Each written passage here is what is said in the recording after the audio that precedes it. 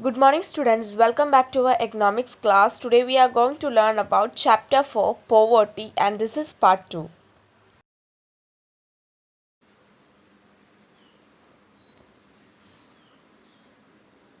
Students, today I am just going to start what are the measures of poverty. First we will see in these measures of poverty we have to determine to extent of poverty. Yes, what are those two? One, absolute poverty. Second one, relative poverty. First I have just tell you what is meant by absolute poverty. Absolute poverty refers to the total number of people living below poverty line. So the word absolute, it's nothing but which refers to the total number of people those who are living in a poverty line. And we can go with an example. According to the absolute poverty measures, around 22% of India's population is below poverty line. So that's what I just told you what is meant by absolute. Absolute is nothing but which studies about the total number of people those who are living in a poverty. So what is the example they given here? In India, 29% of people living in a below poverty line. And what is the importance in this? The concept of absolute poverty is relevant for the less developed country like India, where there is abundance of poverty. So the concept of poverty line which relevance for the less developed country like India, where there is an abundance of poverty. Yes, now let's move on to the other one, relative poverty. What is meant by relative poverty? Relative poverty refers to poverty of people in comparison to other people, regions or a nation. So, the relative poverty which refers to the poverty of the people, the region, and the nation, will be calling it as a relative poverty. See, we'll just move with an example. If Ram has lower income in comparison to Sham, then we can say that Ram is relatively poor. So it shows clearly that when we compare with the persons to person, people to people, Ram and Sham, isn't it? Sham, when we compare with the Ram, what they've given here, we can say that Ram is relatively poor. Yes, so when we compare with the Sham, Ram is relatively a poor.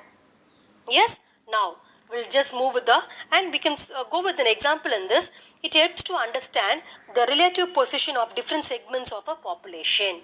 Yes, now how are poor people identified?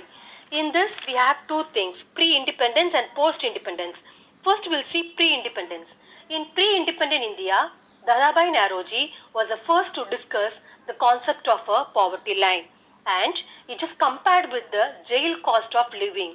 He assumed that one third of population consists of children and half of them consumed very little, while the other half consumed half of adult diet. So, three-fourths of the adult jail cost of living. So, in this, Dadabhai Naoroji, the first person to discuss the concept of poverty, and he used the jail cost of living to calculate the poverty line. Yes, now we'll just move with the post-independence. In 1962, the Planning Commission formed a study group. Yes, and in 1979, Task Force on Projection of Minimum Needs and Effective Consumption Demand. And in 1989 to 2005, they formed the expert group. So, from in the post-independence period, they formed different groups to analyze the poverty line. Yes, now we'll move on to the concept of poverty line. Poverty line is a cutoff point on the line of distribution which usually divide the population of the country as a poor and non-poor. So what is mean by line? Line is nothing but which cutoff point of the line of distribution. In that line, they are distributing people into two, isn't it? One is below poverty and other one is above poverty. Yes? Now, the people having income below the poverty line are called a poor, and the people with the income above the poverty line are called a non-poor. Yes? Now, we'll move with the determination of poverty line. In the determination of poverty line, we have three determination. What are those three? Minimum calorie intake, monetary value of minimum calorie intake, poverty line divides the poor from the non-poor. First we will see minimum calorie intake which is required.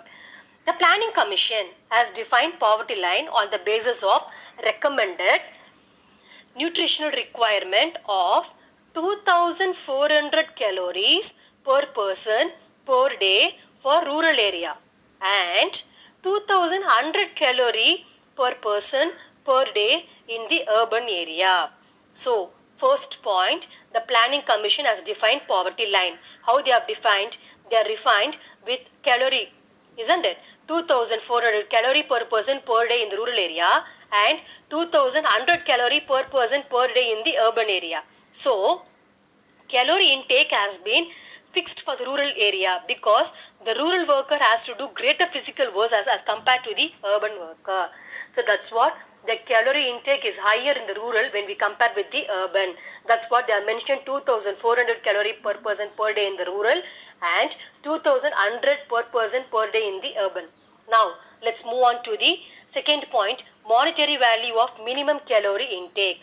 Again, according to the Planning Commission, the monthly per capita consumption expenditure in 2011 to 12 is worked out to be rupees 816 per person in rural area and 1000 in urban area. In urban, the consumption expenditure is higher, cost of living is higher when we compare with the rural. That's what they fixed. For the urban is 1000 and for the rural it's 816 per person in rural area. Yes. Now, third, poverty line divides the poor from the non-poor. Yes, I have told you already what is meant by poverty line. Poverty line is a cut-off point on the line of distribution. So this poverty line, there are many kinds of poor. Yes, absolutely poor, the very poor and the poor. Yes, I repeat again, there are many kinds of poor, the absolutely poor, the very poor and the poor. Similarly, there are various kinds of non-poor. Middle class, the upper middle class, the rich, the very rich and the absolutely rich. The poverty line divide the poor from the non-poor. Yes, so when we have looked at this, in that line, yes, the poverty line, yes, the people those who are like absolutely poor, like very poor and very poor, they will come under in a below poverty line. Yes, and some categories of various kinds of people like non-poor, the middle class, upper middle classes, the rich and the very rich, billionaires will be calling it as a non-poor, above poverty line. Yes, I have told you already, we are considering with the income. The people those are getting income below the poverty line, we are calling it as a poor. The people with getting income above the poverty line, we are calling it as a non-poor. Yes, now let's move on to the categorizing poverty.